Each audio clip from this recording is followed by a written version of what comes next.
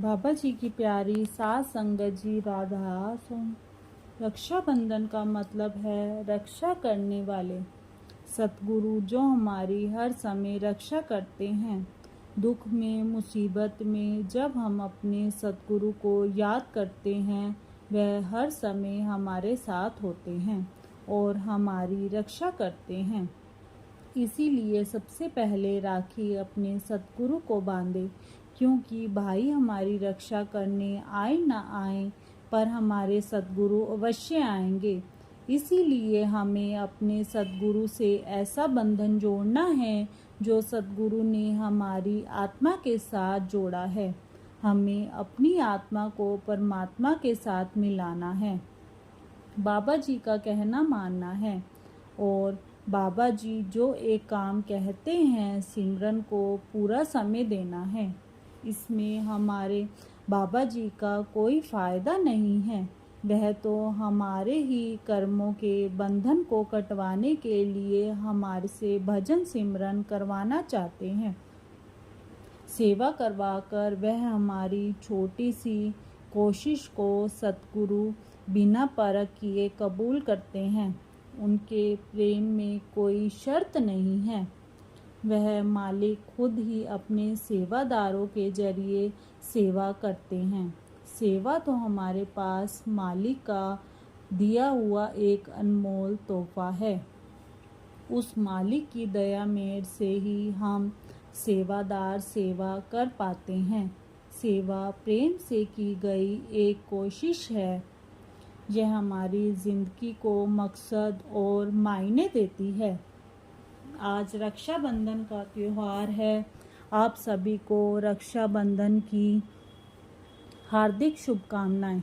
बाबा जी से अरदास है कि हर घर परिवार में भाई बहन का प्यार यूं ही बना रहे और भाई बहन हर साल रक्षाबंधन मनाते रहें। आज इस त्योहार के मौके पर मैं आप सबके लिए रक्षाबंधन स्पेशल एक साखी लेकर आई हूँ, जो इस प्रकार है। वंदना की शादी हो चुकी थी। अपने माता पिता की मृत्यु के बाद वंदना पहली बार रक्षाबंधन मनाने के लिए अपने मायके जा रही थी। वंदना की भाभी अमृता ने वंदना से फ़ोन पर कहा कि यह सोचना कि तुम अपनी माँ के घर आ रही हो। फिर भी ना जाने वंदना के मन में कितनी ही शंका थी कि माँ के बिना भाई भाभी मेरे साथ कैसा सलूक करेंगे। जैसे ही वंदना रेलवे स्टेशन पर पहुंची तो वहां उसके भाई अमर पहले ही से ही मौजूद थे। एक दूसरे को देखकर दोनों की आंखों में आंसू आ गए। सारा रास्ता दोनों भाई बहन बातें करते रहे। घर पहुंचते पहुंचते शाम हो गई। अमृता ने बड़े ही प्यार से वंदना को गले से लगाया और अपनी ननद के स्वागत में कोई कमी नहीं रखी। अमृता ने वंदना के लिए नाश्ते का प्रबंध किया हुआ था। बातचीत और हंसी मजाक में समय कब बीत गया पता ही नहीं चला। रात हो गई।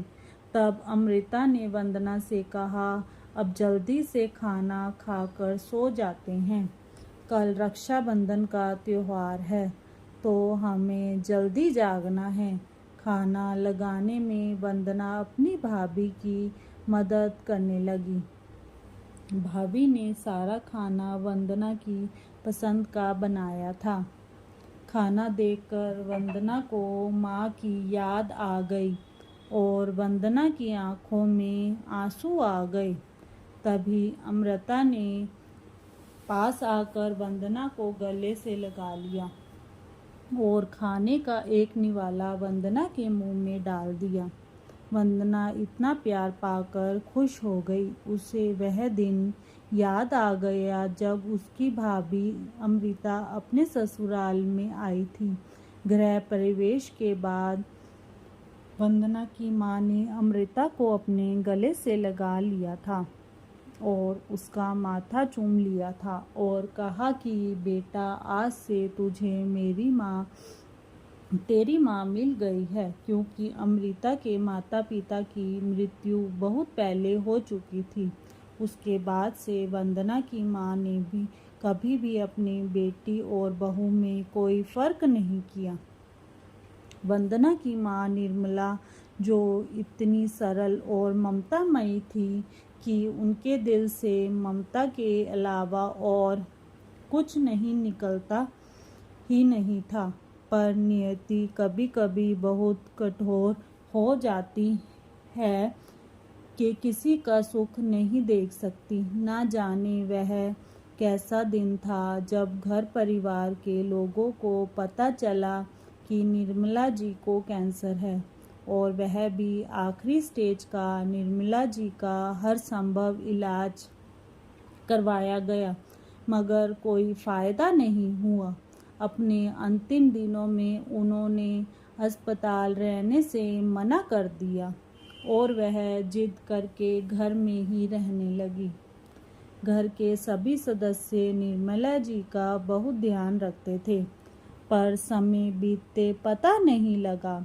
अपने अंतिम समय में निर्मला जी ने अपने कांपते हुए हाथों से बेटी वंदना का हाथ अपने बहू अमृता के हाथों में थमा दिया और सामने लगी बाबा जी की तस्वीर को हाथ जोड़े। तब अमृता ने भावुक होकर रोकर कहा, माँ जी, आप चिंता ना करें, आज से वंदना की माँ हूँ, पर आप बहुत जल्दी ठीक हो जाएंगे। इतना सुनते ही निर्मला जी के चेहरे पर ममता भरी मुस्कान आ गई और उन्होंने अपनी आंखें हमेशा के लिए बंद कर ली। घर की नींव का पत्थर मानो हिल गया था। ऐसा लग रहा था कि जैसे घर का कोना कोना रो रहा हो। उसके बाद से वंदना के पिता का स्वास्थ्य भी खराब रहने लगा और करीब 7-8 महीने के बाद वंदना के पिता की भी मौत हो गई। वंदना की पढ़ाई पूरे होते ही अमन ने बहन के लिए एक अच्छा सा लड़का देखकर उसकी शादी कर दी। वंदना का ससुराल भी बहुत अच्छा था। वंदना अपने घर संसार में बहुत खुश थी और आज अपनी भाभी का प्यार देखकर फिर से उसे माँ की याद आ गई। उसने भारी मन से खाना खाया। खाना खाकर वंदना जल्दी से सो गई। सुबह फिर उसने उठकर खूब उत्साह से रक्षाबंधन की तैयारी की और राखी का ताल सजाया। आज अमृता के भाई भी आने वाले थे। दोनों ननद भाभी ने मिलकर नाश्ते और खाने की तैयारी की। तब तक अमृता का भाई भी आ चुका था। दोनों ननद भाभी अपने भाइयों के सामने राखी लेकर आ गई। वंदना ने बड़े ही प्यार से अपने भाई अमर को राखी बांधी, उसकी आरती उतारी और मिठाई खिलाई। अमन ने अपनी बहन वंदना को उपहार में सोने के कंगन दिए, जो कि वंदना को बहुत पसंद आए। फिर अमृता ने अपने भाई को राखी बांधी। अब अमृता के भाई ने उपहार में उसे सोने के झुमके दिए, जो बहुत सुंदर थे। उन झुमकों की बनावट देखकर वंदना का मन उन झुमकों में उलझ कर रह गया। अब अमृता के भाई ने अपनी बहन से कहा कि एक बार इन झुमकों को पहनकर दिखा दे। अमृता ने बड़े ही प्यार से उन झुमकों को पहन लिया और उन झुमकों को देखकर वंदना भी बहुत खुश थी। वह झुमके उसे भी बहुत पसंद आए थे। अमृता के भाई ने किसी काम के सिलसिले से बाहर जाना था, इसीलिए अमृता ने अपने भाई को जल्दी से नाश्ता करवाया। फिर वह विदा लेकर वहाँ से चले गए। अमृता की आंखों में आंसू आ गए। वंदना ने देखा तो अपनी भाभी को गले से लगा लिया इस पर अमृता मुस्कुरा दी और सब अंदर आ गए। इसके बाद अमर को भी अपने काम से बाहर जाना था। वंदना और अमृता भी खाना खाने बैठ गई।